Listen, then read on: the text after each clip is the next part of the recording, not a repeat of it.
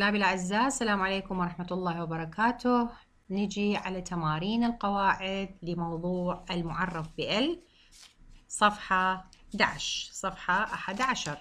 التمرين الأول يقول: ضع خطا تحت كل اسم معرفة أو معرف بال في الآيتين الكريمتين.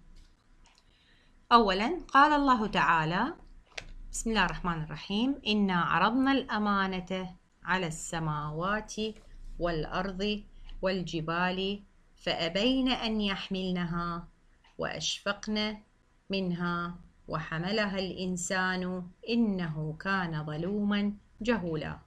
صدق الله العظيم. عندنا ثانيا قال الله تعالى: بسم الله الرحمن الرحيم: لا يستوي أصحاب النار وأصحاب الجنة، أصحاب الجنة هم الفائزون. صدق الله العظيم.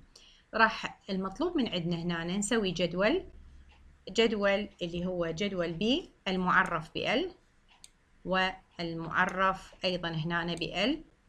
مطلوب من عندنا فقط نضع خط تحت كل اسم معرف بال. وإذا مثل ما تشوفون انتم هنا عندنا الأمانة، السماوات، الأرض، الجبال، الإنسان، النار، والجنة، مرة ثانية الجنة، والفائزون.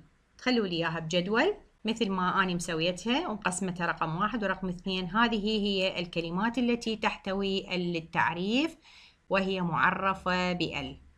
نجي على التمرين الثاني: أدخل يعني التعريف على كل كلمة من الكلمات التالية ثم ضعها في جملة مفيدة. عندنا عدة كلمات. هي أولا كلمات عندنا كلمة سماء، جريدة، مسافر، بحر، معلم. لما ندخل عليها التعريف سماء تصبح السماء. الجملة هي السماء صافية، كون منها جملة مفيدة. نجي على كلمة جريدة تصبح الجريدة، والجملة تصير قرأت أخبار الجريدة أو تصفحت أخبار الجريدة، ممكن تصير. عندنا كلمة مسافر تصبح المسافر. الجملة هي عاد المسافر ليلا أو مثلا صباحا أو بالأمس، ممكن. المهم إنه كلمة المسافر هنا أصبحت معرفة. عندنا كلمة بحر تصير البحر، والجملة هي البحر عميق. ممكن نقول البحر واسع، ممكن نقول البحر هادئ، كيفكم، بس المهم البحر لأنه أصبحت معرفة بال. نجي على كلمة معلم. المعلم اختاريت لكم هذه: يقف المعلم أمام التلاميذ. عندنا هنا كلمة المعلم أصبحت معرفة، دخلناها في جملة وأصبحت معرفة بإضافة للتعريف. نجي على التمرين الثالث. عندنا يقول: املأ الفراغات في الجمل التالية بأسماء معرفة بال. نعطينا جملة وحاطلنا فراغات، وأني مليت لكم الفراغات بأسماء معرفة بال. أولا الغيوم حجبت، حطيت لكم الشمس.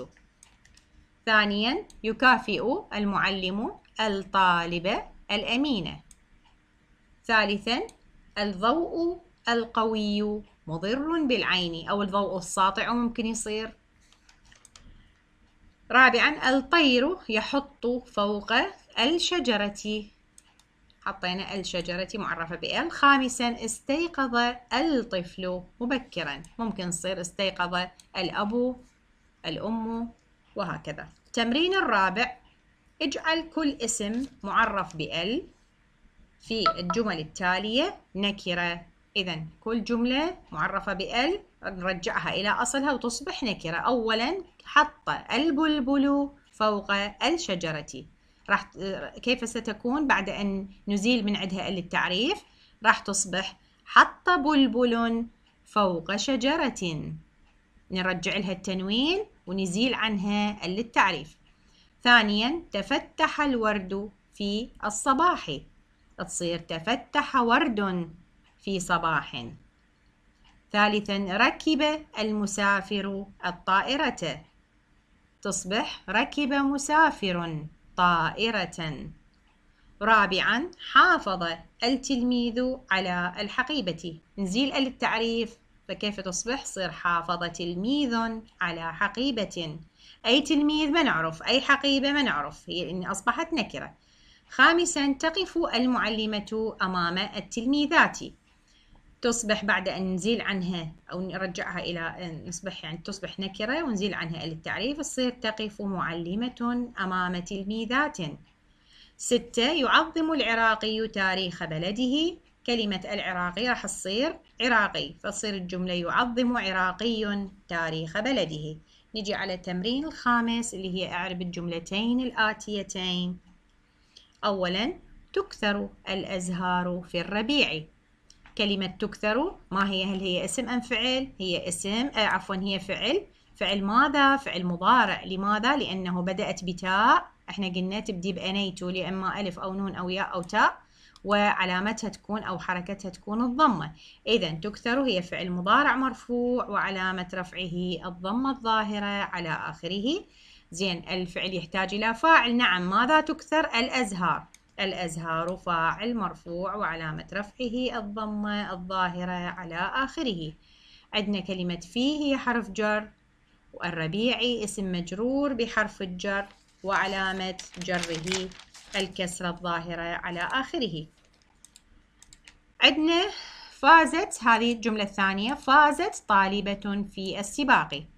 كلمة فازت، انتبهوا على التاء هنا، تاء تأنيث ساكنة، إذن عندنا فعل زائدا تاء تأنيث الساكنة. تاء التأنيث الساكنة مثل ما شرحت لكم بالدرس إنه تأتي فقط مع الأفعال الماضية، فقط مع الأفعال الماضية. زين، راح نعرف فازت هي بالأصل فازة فعل ماضي مبني على الفتح. شوفوا انتبهوا على الفتحة في نهاية الكلمة.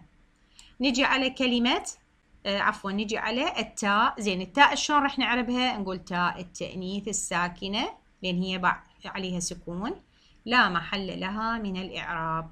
زين، من التي فازت؟ طالبة. إذن طالبة هي الفاعل، فطالبة فاعل مرفوع وعلامة رفعه الضمة الظاهرة على آخره. في عندنا حرف جر، السباقي اسم مجرور بحرف الجر وعلامة جره الكسرة الظاهرة على آخره. هذا هو حبايبي الحل النموذجي، وأرجو أن يكون حلكم مثل ما أني حليت.